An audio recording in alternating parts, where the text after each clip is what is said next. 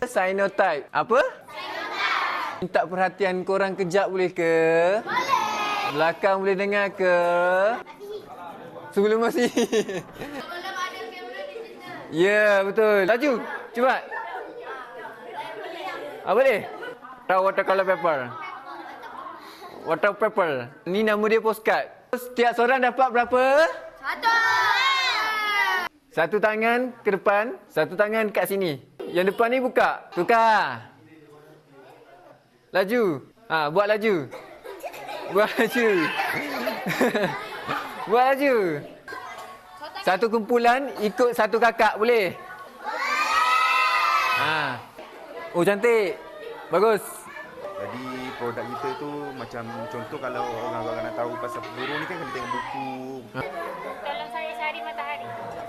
Okey. Kat sini nampak tak? Ini colour dia lain. Sebab ini baru letak. Okey, cek Kelantan. Allah mu ni. Allah, dengar tak? Nak duduk. Boleh duduk. Sapu terlalu banyak. So dia susah nak kering. Tapi tak apa, kita cuba dulu. Bunga buang dulu. Berdiri kat depan. Matilah saya. Wow. Dia biru biasa betul tak? Tidak. Waduh. Dia jadi biru lagi terang. Inilah fungsi hidrogen peroksida. Seorang-seorang nanti habis basah baju korang. Tampal ikut kreativiti korang masing-masing. Boleh?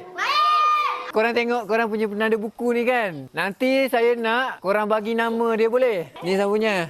Awak punya? Cantik. Saya punya buruk. Tak adalah buruk ni cantik ke ni? Mana saya punya tadi? Mana awak punya hilang? Hilang dah. Saya punya hilang. Ada. Okey, ada. Cyanotype Workshop, SK Bukit Fraser, is a rare.